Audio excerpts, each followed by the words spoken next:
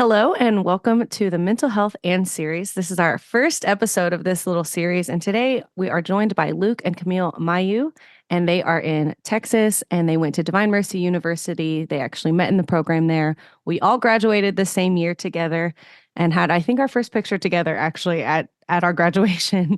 They are There both it is. therapists right now. They're married and new parents. Welcome, Luke and Camille. No, Thank thanks you. for having Oh, us. yeah, we're excited to be here.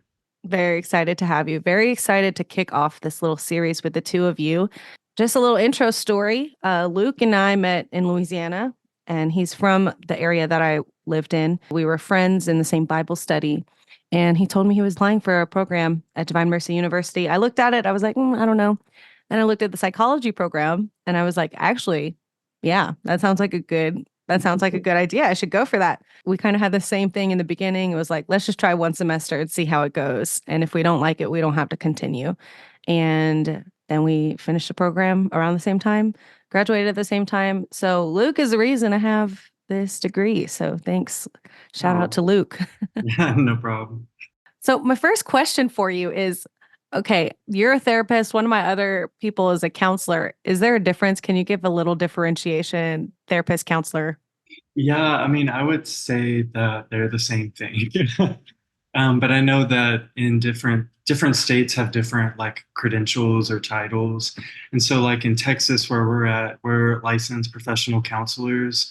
You know, when we introduce ourselves to people, we say, yeah, we're a mental health counselor, or we'll say we're a psychotherapist. Because sometimes like I would say I'm a therapist, but they'd be like, "Oh, you're a physical therapist," and be like, "No, I'm a psychotherapist or a counselor." So yeah, it can be confusing at times, but I think that a counselor and a therapist are pretty much the same thing. I think that if we take a look at what counseling is versus psychotherapy, we'll see that therapy is more long term, more intensive, and counseling can often be more solutions focused, maybe a bit briefer. And for people who have less severe issues going on, those are really the only two differences that I understand so far. And those are our terms. There's also psychologists, which Mhm. we are not, and they also can provide Therapy. therapy, but their prices are usually higher.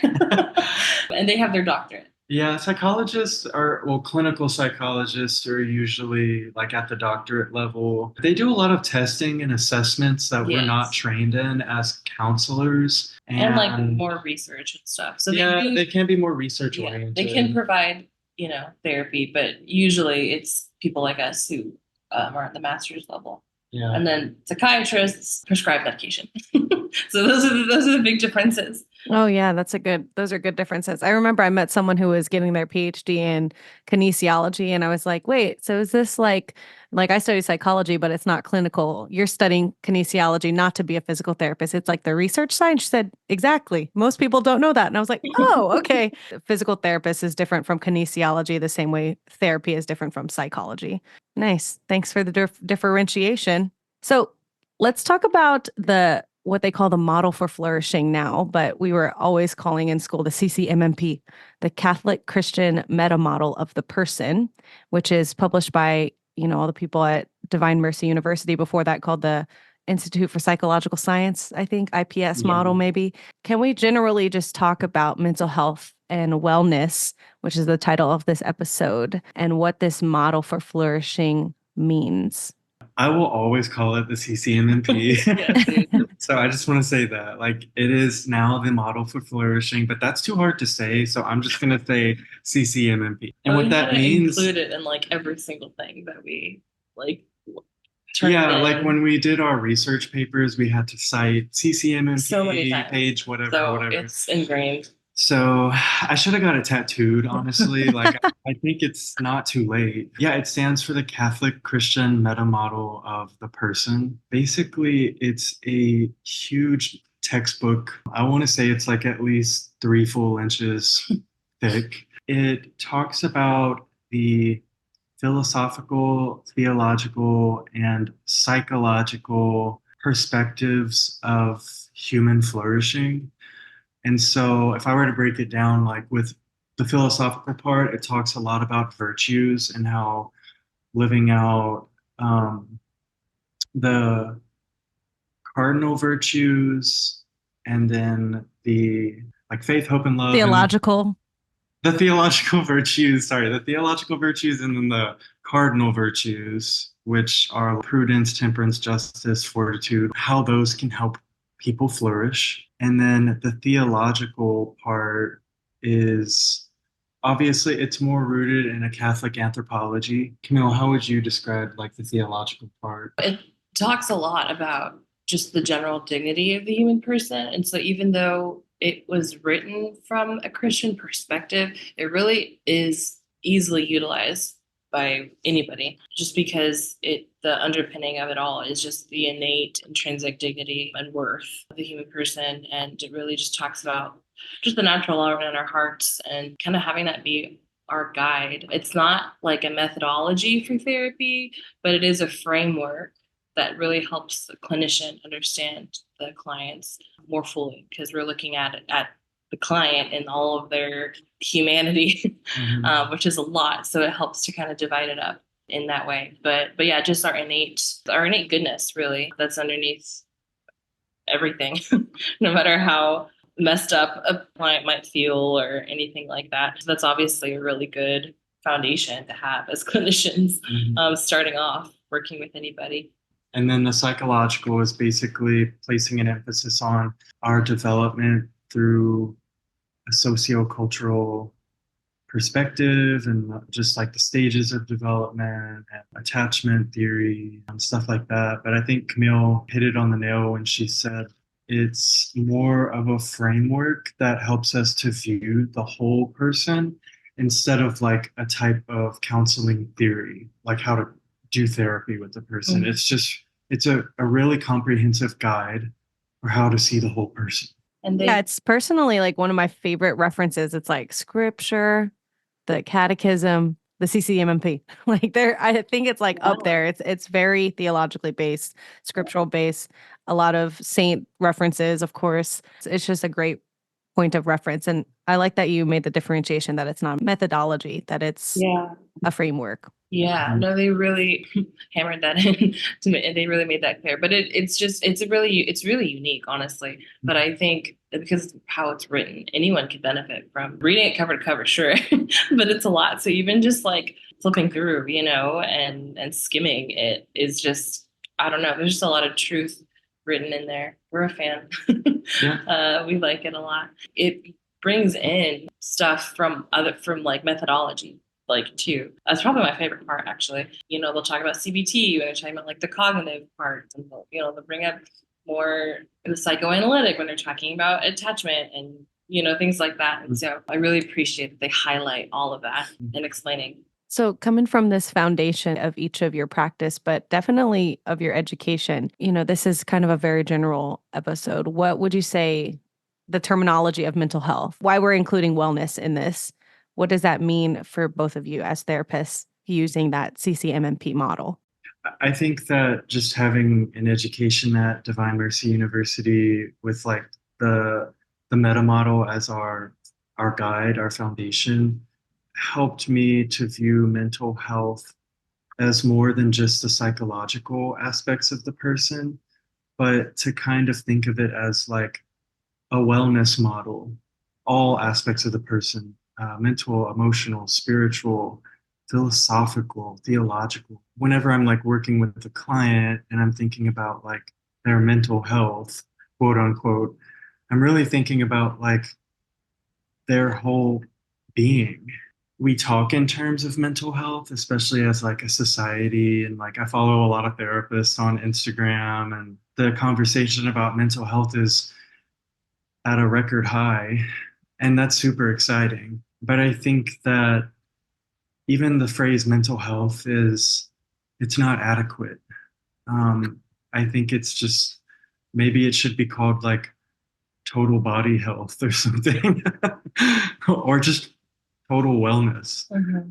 Talking about how it's kind of a buzzword, mental health, and there's a lot of good people on Instagram for sure. Mm-hmm. There's also random people that kind of include mental health. Mm-hmm. which isn't always bad, but you just don't really know about their training and things. And so I think overall, it's a great thing that it's not as stigmatized, just tending to our mental and emotional well-being. I definitely think there's so much more to grow in all that, but overall I think it's a good thing with just how it's being used and how it's more popular. Obviously very, very important, and it informs so much of our existence, and it pours into, physical health and spiritual health and all those different things. I think we definitely try to be aware of that and utilize but like a ton of different things because they're also related. And for body, mind, and spirit, then there's ways to kind of improve all of that. Maybe not at once, but one thing kind of will lead to the next. I constantly am trying to at least be aware of that in each session, checking in with the client, where they're at in all respects. And that's kind of a simple way to put it, but in a way that's the quickest way to be comprehensive in dealing with the person in front of you, that we're not just hyper focus on the symptoms. We're checking in with their whole existence and current well-being and their take on it, and kind of going from there. For me, kind of a new thing that I'm learning about is through reading The Body Keeps the Score, like trauma work and how your body it has kind of a memory. And that's been really interesting for me, the connection between what you experience, especially like grief and trauma, and how it's held in your body in a way, which maybe sounds new agey the way I said it just now, but I really think the integration of the person is important, like you said, Camille, to have that awareness of. And I know certainly for me in my therapeutic journey and healing with different therapists, and then, certain griefs and like moving out to LA and things like that, the awareness of like what my body is experiencing has been not new for me, but like just more awareness of, oh, this is making my heart rate increase, or like now I feel like I can't breathe. Oh, this is what a panic attack feels like. And because before it would just be like, I don't know what's happening, but I feel like off, or like I'm just so used to this. And now if I don't feel that, then it's boring. So that's an interesting kind of, yeah, Hmm. the kind of physical experience of it. So thanks for bringing in kind of that comprehensive and making it, nice and succinct to understand. Camille, when someone's trying to pick a therapist, or even if they're like juggling in their mind, should I go to therapy?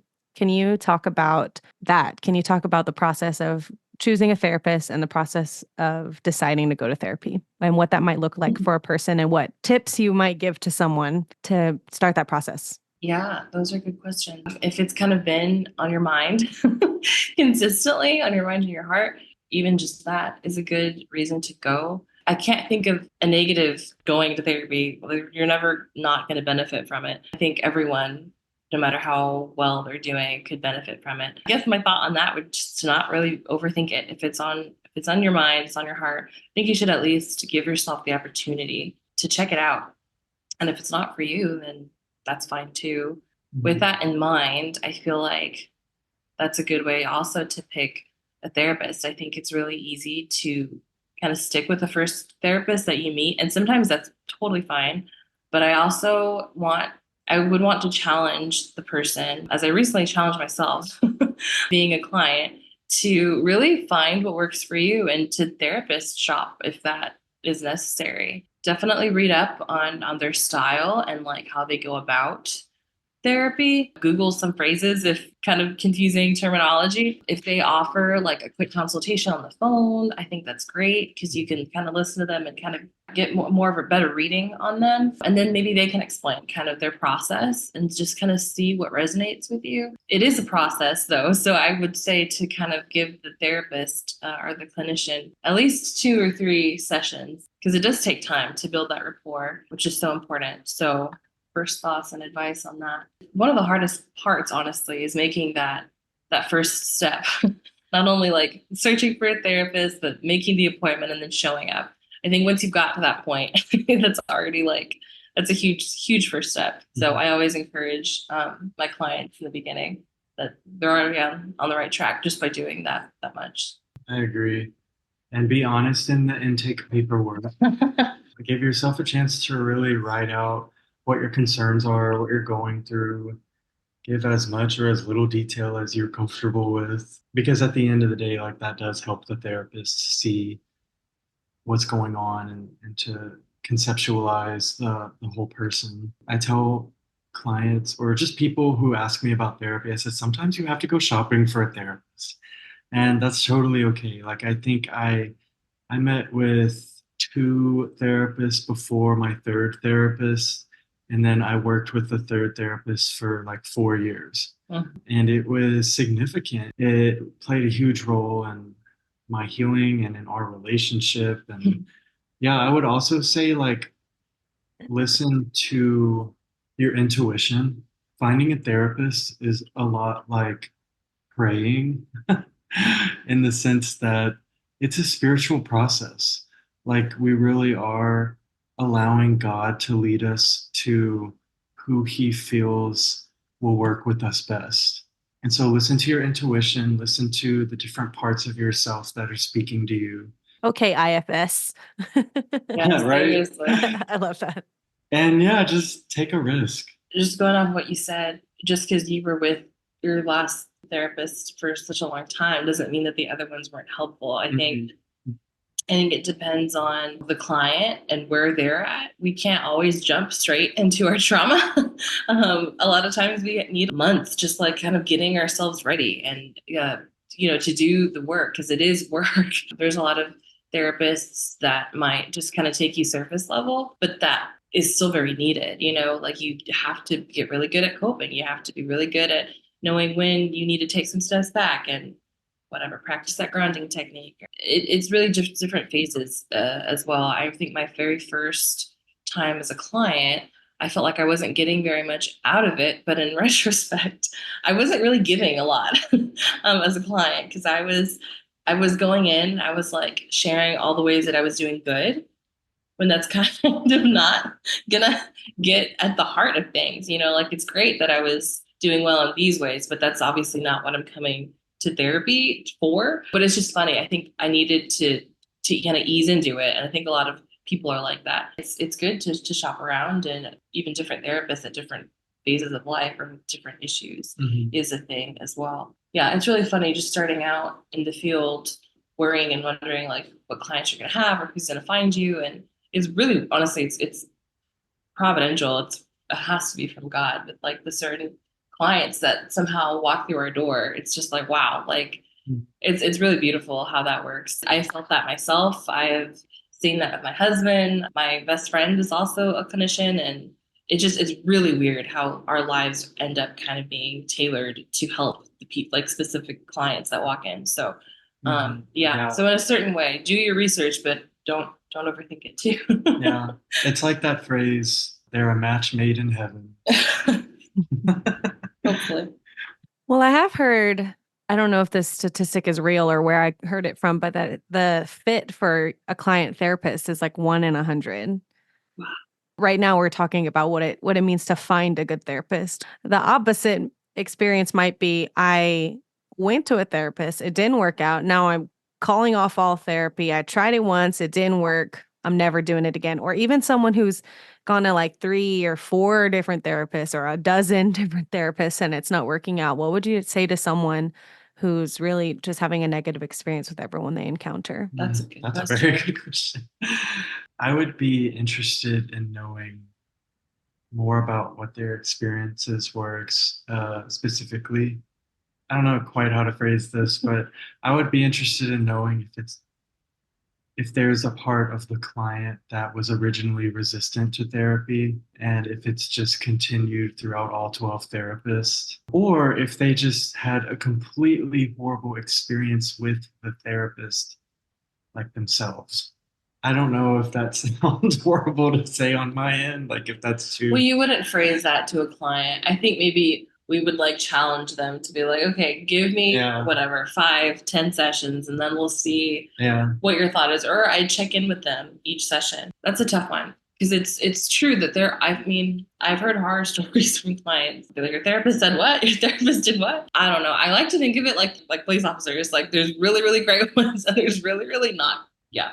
So that's definitely tricky. It's a very vulnerable relationship that the client finds himself. So I feel like that would be like a doubly painful experience. So yeah, I would definitely spend some time patching them up from that. Also trying to utilize the virtue of hope as well. It's just because you had a bad past doesn't mean that the future is also going to be the same. But yeah, no, I have heard horror stories like that. I guess if like a friend was telling me that, I would challenge them, to maybe try a different type of therapist, to call them and see what kind of sense they get from them, and then to challenge them to stick it out and see what happens then if you wait longer than they might have. That's the other thing. Were they with these therapists for a long time, or did you kind of give them 1 or 2 sessions and then kind of hit the road? So I think what you were saying I is, think, yeah, like I would just ask those clarifying questions to get the details I need to like fully see the person and understand their experience.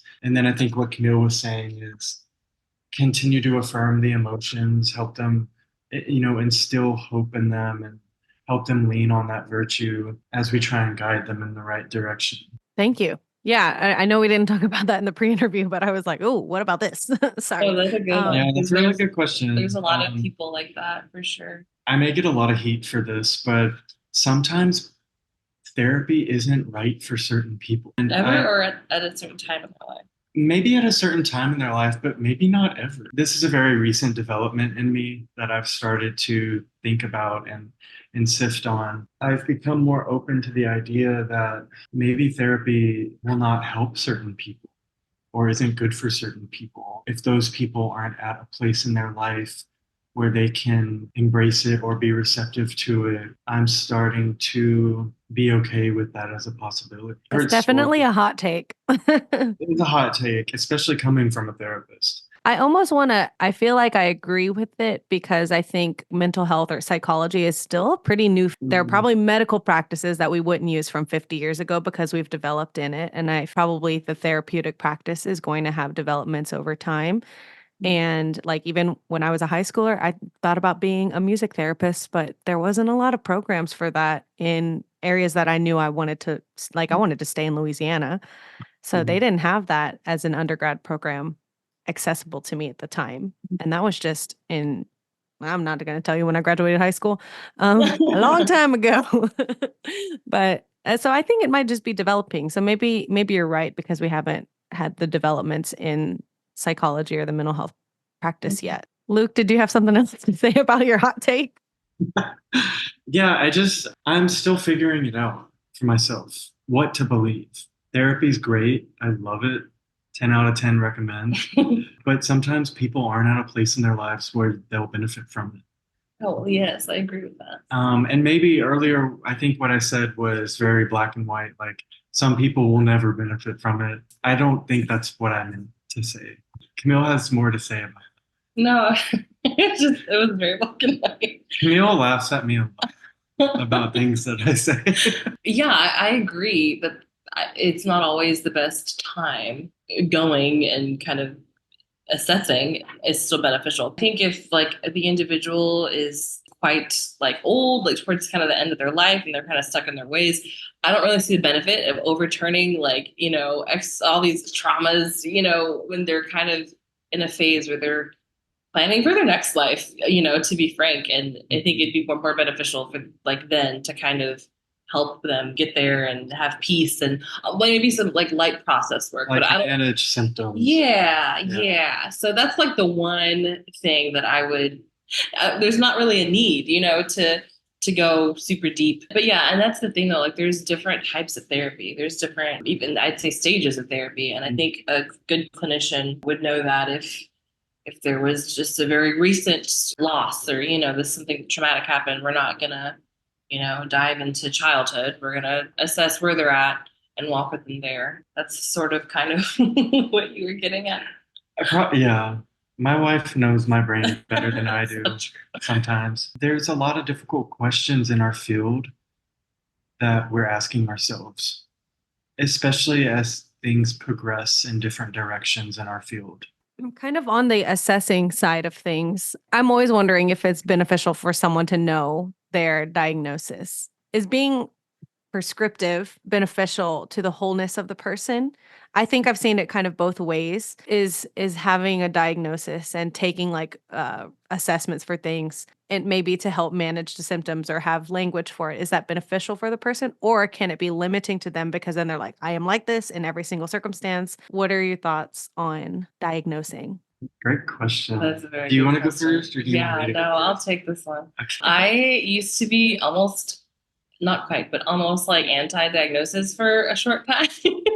Only because my undergrad was it was undergrad, so we weren't learning the skills or anything like that. It was definitely more general, but it was more analytic leaning and less insurance based and diagnostic criteria and all these things, which are important. I now understand. I think this is a really important topic that a lot of people don't understand. And I think it's the job of a clinician to explain exactly what a diagnosis is. It's not a box and really get that point across. And for some clients, they really don't care at all. But for others, I do think there could be a tendency to overly identify with it and even utilize it as like a crutch or a huge part of their identity or the whole identity. And we certainly don't want that. But what helped me just in practice as well is just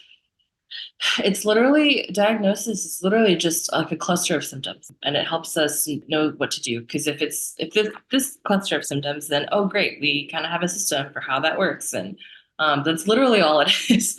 Even when someone walks in and it's very clear to me that I could prescribe them with whatever anxiety, that's really only going to partly inform my treatment plan with them. I'm still trying to learn about them and gather data and all these extra things because I don't want to just do the standardized thing. So it's important, especially if medication would be helpful. It's really just a small part, really, overall treatment and things like that. So I think really articulating that to the client would be super, super important. It's just a tool. Diagnosing is just a tool for clinicians, and it just depends. I think a lot of people could fit into the criteria to be depressed or anxious at any point in their life. It's not stamp on them forever kind of thing. Yeah, I agree. I feel like Camille pretty much covered it head on. It's kind of like a framework for how to view the client's experience pertaining to certain symptoms or behaviors or whatever. There are certain diagnoses that I utilize a lot in my practice because I specialize in that line of work or whatever. And for that, it could be super helpful for Yeah. a client to be like, oh, like this is what I'm going through. OCD, like that makes sense. Yeah. So it really depends on the client and the diagnosis. Yeah. I do my best to remind the client that this isn't your identity. This is just part of your experience. And what this label means is something that helps both of us to understand your experience without it necessarily having to be who you are. And I always tell my clients, I'm like, there's so much more to you than these symptoms. You're great at tennis. You love to cook. You have a family. You're incredibly intelligent. I was never really anti-diagnosis, but I think throughout grad school and throughout my clinical practice, I've always been cautious of overdiagnosing or just being aware of who will actually benefit from this diagnosis, who needs it, who is really going through a difficult life transition, or is this complex trauma, and that's a whole different story. But when I look at the DSM, I think in my own professional opinion, a lot of the diagnoses that we see in the DSM are just a fancy way of saying that the individual has complex trauma. Yeah. And that's probably another hot take. Maybe some clinicians may disagree with me on that. And, I'm still learning, I'm still growing in this field. And so I'm going to be compassionate with myself as I continue to do that. I've experienced a lot of work with individuals, particularly when we look at borderline personality disorder. It can be so easy to slap that label on some people. But when we take a further look into their history, we see a lot of complex trauma. And we see an overlap with BPD symptoms and with complex trauma symptoms. And it's almost the same thing. I just think we have to be careful. It depends on the individual person, whether or not a diagnosis is warranted, or whether or not it would even be helpful telling them their diagnosis. Mhm. For some clients, it is extremely helpful and extremely relieving to have a label for their experiences so that they can go about their life without continuing to shame themselves and blaming themselves for something that Not totally within their not, control. yeah, within their control. And then for other clients, I think that it could be too easy for them to take on that label and make it their whole identity. And so we see like two sides of this extreme. I think our job is just to promote balance. I think I was frustrated with diagnosing in general because there sometimes is a trend of either overdiagnosing or we just like immediately diagnose. Someone walks in and we're like, okay, I see these things. Okay, here you go. This is what you have. But I will say therapists are like that. It's because we need to get something down for insurance.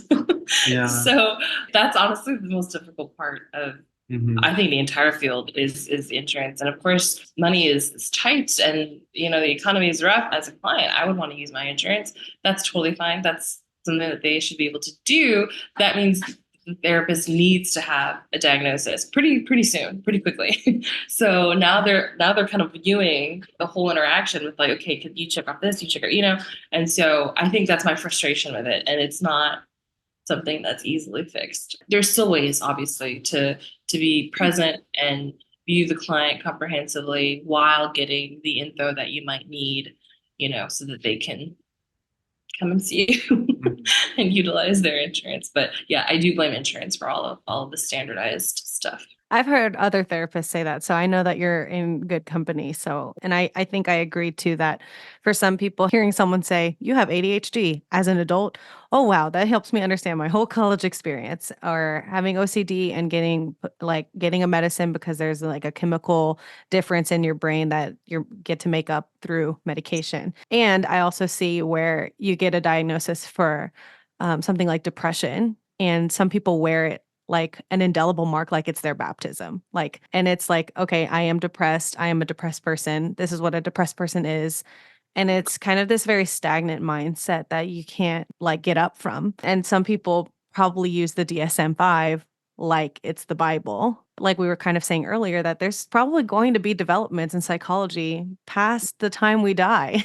And that's probably a good thing. Like it's good that we're learning things, and like as research comes out, I'm sure we're going to learn things about technology and the internet and over information that we don't know right now because we don't have enough data. I think what you're saying, both of you are saying, is that it is very individual, which when I was younger, that answer would have aggravated me because I didn't have the space for gray. I didn't have a space for gray area or like in between and uncertainty. So I know if there's a young person wrestling with that, I hope that you find hope that we're all wrestling with it. We're still all trying to understand it. And that's not because we're like morally floppy or anything. It's that we're still exploring this field. And I mean, you're therapists, but you're still new therapists. And so you're still learning, like you said, and you're still growing, and you're letting yourself be where you're at. And I enjoy the exploration. So thank you for your feedback on that. We're kind of closing up this episode now. This is like kind of the end of the time, and I feel like we're going to have another series next year probably and have you back. Are there any closing thoughts that y'all want to share? I think that the overall goal, I'm speaking from a Christian anthropology. I think the goal is to not only provide healing, but to help people live a life that will get them to heaven. And I think that healing is a part of that. Therapy helps with healing. Therefore, people should go to therapy so that they can go to heaven. I guess my final thought, my final take is that as humans, we are all made for connection. I mean, even God there's three in one, there's a Trinity. And so I feel like if there's one thing I wish people could take away from this episode and just in general, is that they're worthy of investing in themselves and giving themselves this time. And at the core of all modalities, Might go about it in a different way, but it really is that professional relationship with the therapist and the client that is the catalyst of healing. And just having that in the client's mind, I think would be helpful. Building that rapport and the healing that comes from that whole process, that need for connection is basically how we heal ourselves. Humans are the only people capable of doing that. And I think that's really beautiful and means everyone can do it. Everyone can heal. So that'd be my last thought. Yeah. And when I say healing, we understand healing to be on a spectrum, flourishing to be on a spectrum. And so we were just talking about the struggle with having ambivalence in our life. Well, our whole field is filled with ambivalence, and it's because healing is not quite linear, right? Like it takes time. It's on a spectrum. It's a process. I think that we should honor that process and be okay with the ambivalence. Try to work towards that. Try and be, yeah. It takes time. It's a process. It's a journey. Yeah. Well, thank you all so much for joining us on this episode. Thanks for sharing your insight, your education, your backgrounds. I'm really thankful to know you and to be your friends, that you're on my journey with me. Yes. Thank you for doing this. Yes, it was fun. Having this is great. We love you, Krista. Yeah, I love y'all too. And I love your baby. Oh, thank you. She is and all of her napping hair. now. So proud that she napped the whole time. I'm shocked. Yeah, I know. I was expecting there to be a time for her to wake up, one of you to depart for a moment, but good job, baby. Mhm. Well, thank y'all again and hope to have you back on the pod soon. Yes. For sure.